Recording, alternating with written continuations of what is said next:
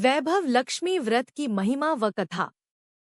पूजा उपासना तो जैसे भारतवासियों की सांसों में बसा हुआ है।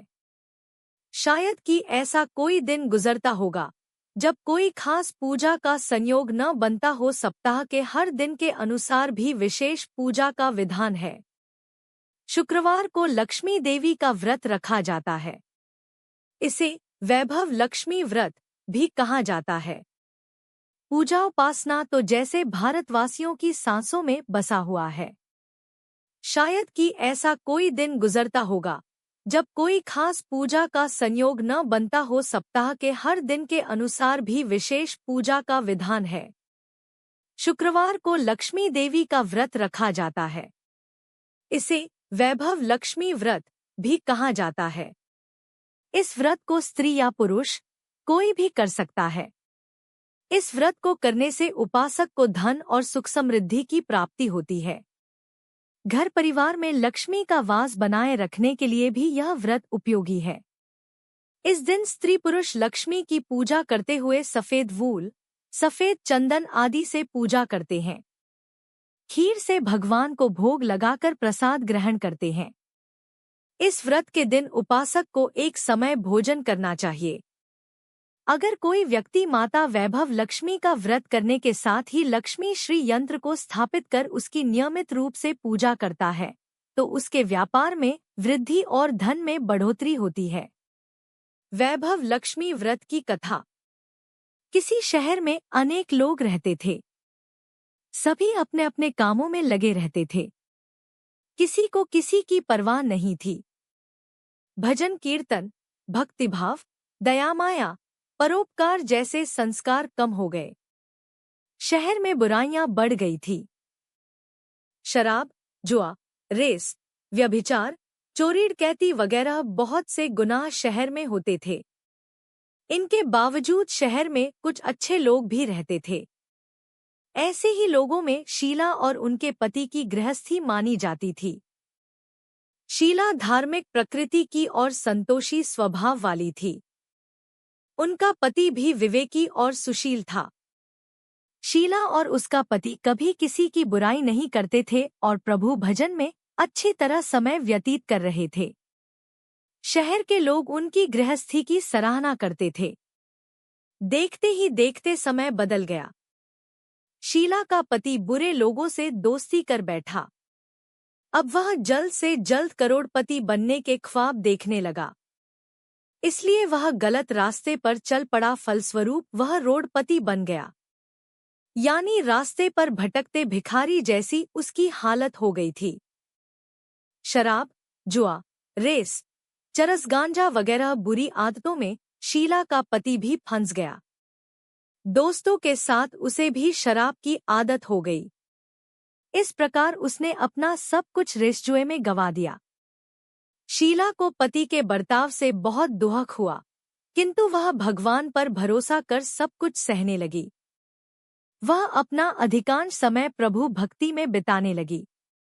अचानक एक दिन दोपहर को उनके द्वार पर किसी ने दस्तक दी। शीला ने द्वार खोला तो देखा कि एक मांझी खड़ी थी।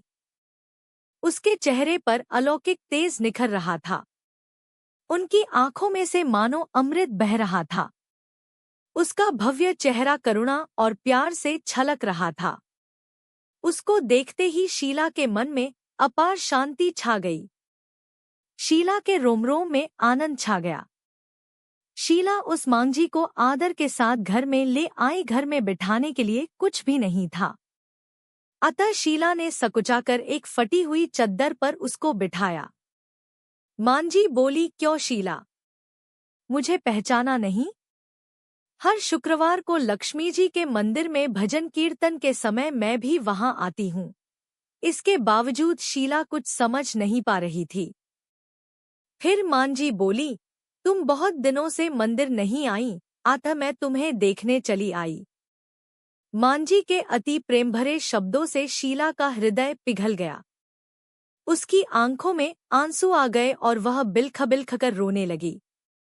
मांझी ने कहा, बेटी, सुख और दुख तो धूप और छांव जैसे होते हैं।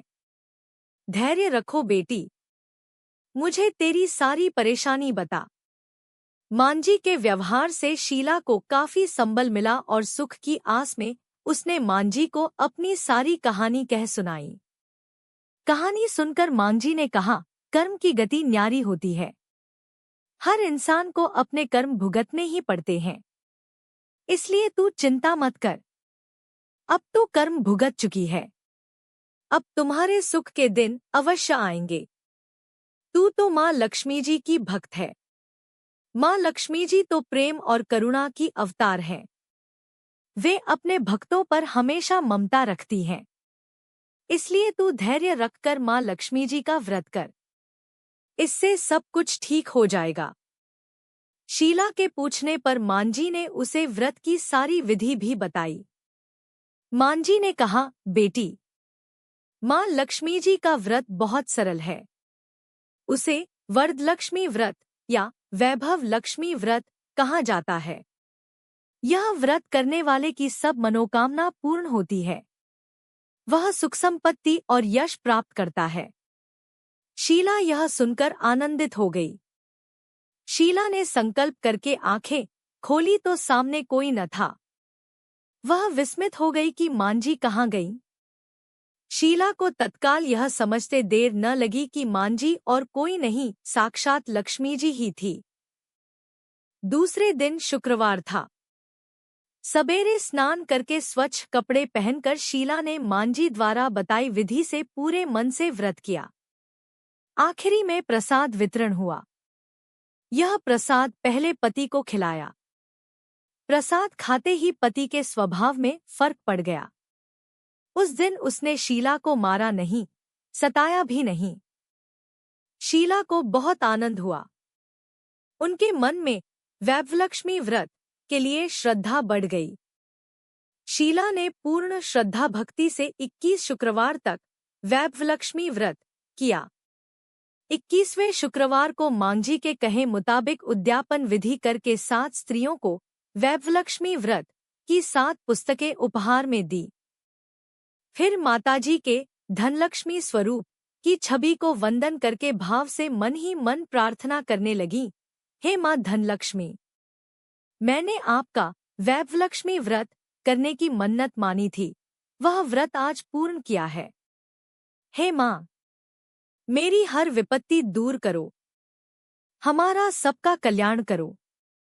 जिसे संतान न हो उसे संतान देना। सौभाग्यवती स्त्री का सौभाग्य अखंड रखना। कुनारी लड़की को मनभावन पति देना। जो आपका यह चम